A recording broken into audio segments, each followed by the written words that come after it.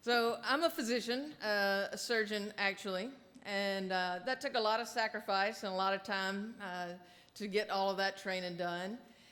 And over that time, I went to 4 years of undergraduate and 4 years of medical school.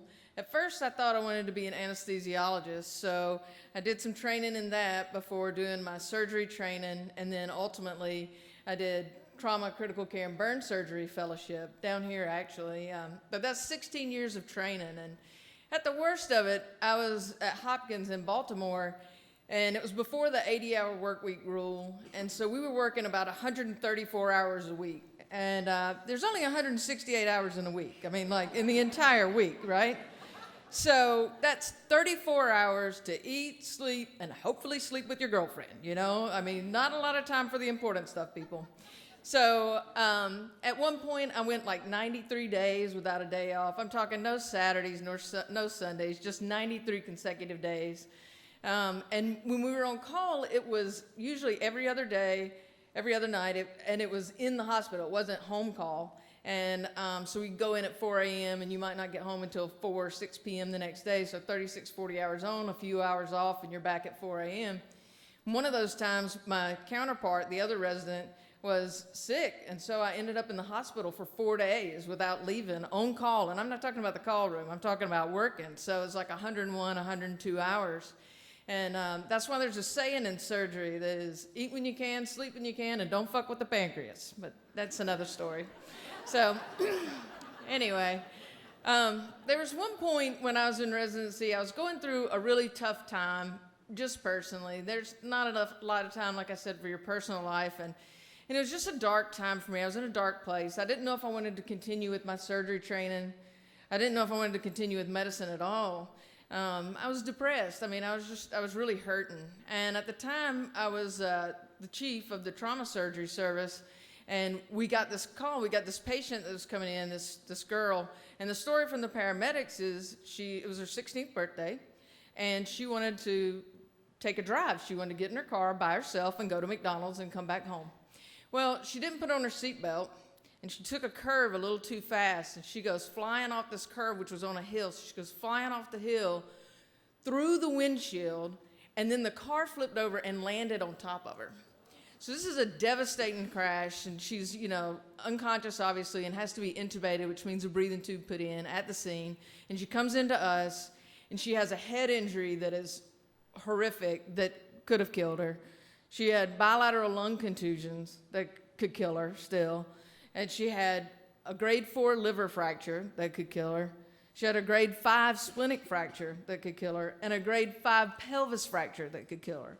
I mean, this girl was broken. I guess we kind of both were at that point in time.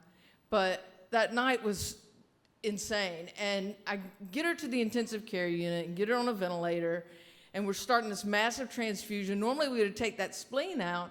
You don't really need your spleen. But we were afraid to open the abdomen for fear that it'd let loose that liver. And ain't nobody living without a liver. I mean, it's in the name, liver. You got to have a liver.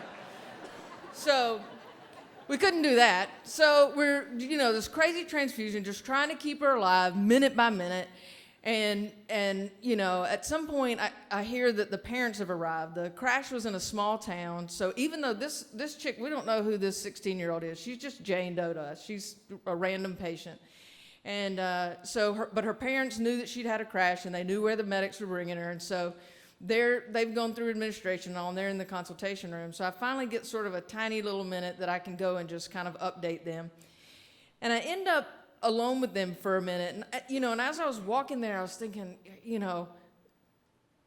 these 5 injuries, any one of these injuries could kill her. Like, this is so awful right now. And I have to go and prepare this family. I have to let them know how bleak this is. But I also don't want to squash any hope they may have, because that doesn't help anybody, to squash that. So it's one of those weird things in trauma surgery, especially in the intensive care unit, where the doctors and the nurses are spending almost as much time taking care of the family as they are the patients, who are oftentimes not with it or completely unconscious, And so it's a very delicate balance to do this job.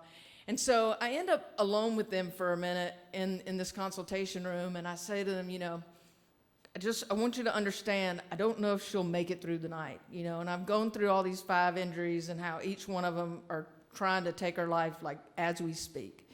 And I said, but she's 16. I mean, as best I can tell, she's a healthy, fit 16-year-old. And if anybody could beat it, that would be it, They're still hysterical. They're sobbing. That was the closest thing I could give them to any kind of hope.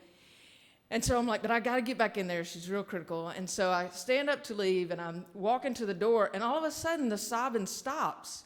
And it's like everything calmed down. And the mama says, she's going to be okay. And my hand's on the door, and I stop, and I turn back around.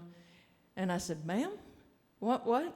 And she said, she's going to be okay. Her name is Savannah. And she kind of points at me. Your patient Doe is Savannah. And I look down, and I'm wearing the appropriate scrub top for that hospital. But for whatever reason, and I think it's the first time it ever happened, I was wearing the inappropriate bottoms. My scrub bottoms were from my medical school. And I had done my clinical rotations in Savannah, Georgia. So Savannah was written across my ass. And that was just what they needed, that little tiny bit of encouragement. And if my ass can bring hope to the people, I'm here to help. What can I say? So anyway, I was grateful that they had some shred of hope, but, I walked out of there and I was like, that was funny. But, but oh my gosh, this girl's still dying, So I rushed back in there and it was just, I never left her bedside. And it was just insane the entire night. And she did make it through the night. But then every day it was like that. There was, it was a constant battle to keep her alive. And, I'd go in there and I'd be like, hey, Savannah, it's Dr. T. She's unconscious. But, I'm still talking to her. And we had to do a lot of painful procedures on her during that time to help get her through this.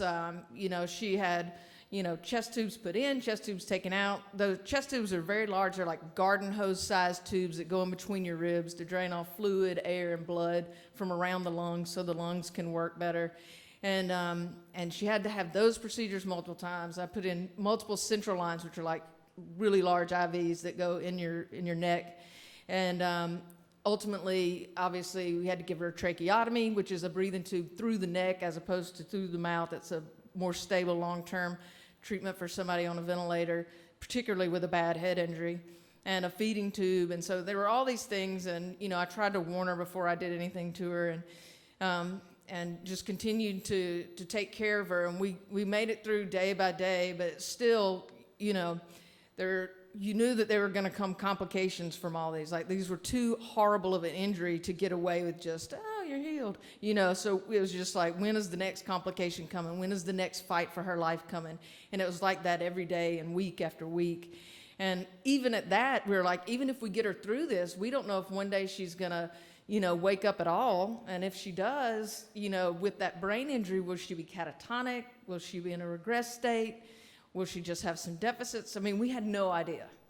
But I took care of her on that intensive care unit for 2 or 3 months, and then I consulted through the vascular surgery service for some blood clots for a few more months. But after about 5 months or so, it was time for me to move on. I rotated out to a different hospital in that same town.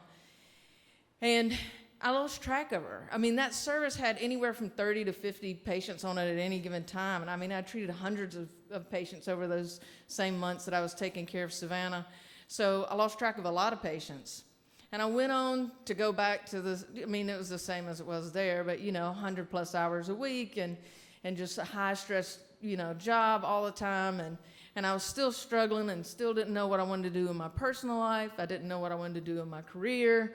And, and with surgery, the stresses are as much mental as they are just the time. It's not just the physical tiredness and the time, but, I'm the type of person, I took my work home with me a lot, so I would worry about the patients and the cases even when I was off duty. And so it was a very difficult time, and I just felt like I was really just kind of limping along during that time.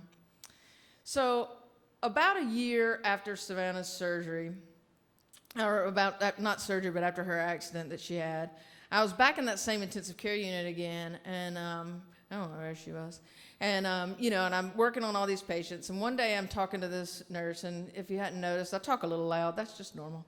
And so I'm talking to this nurse across the way, and this girl approaches me, and she's like, hey. And I'm like, hey.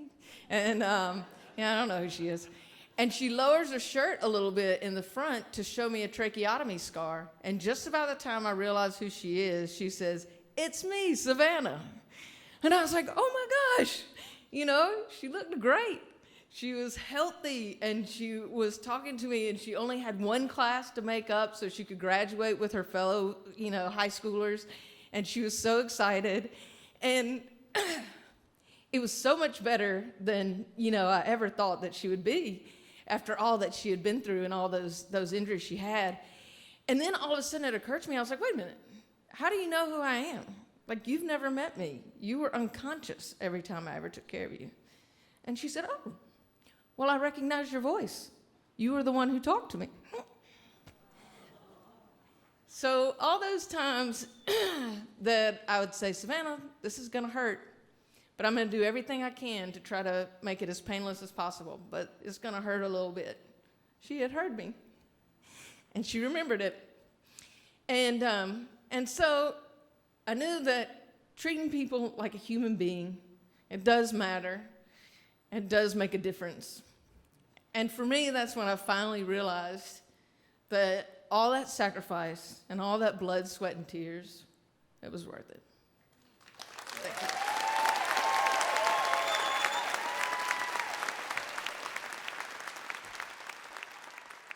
T. Dixon.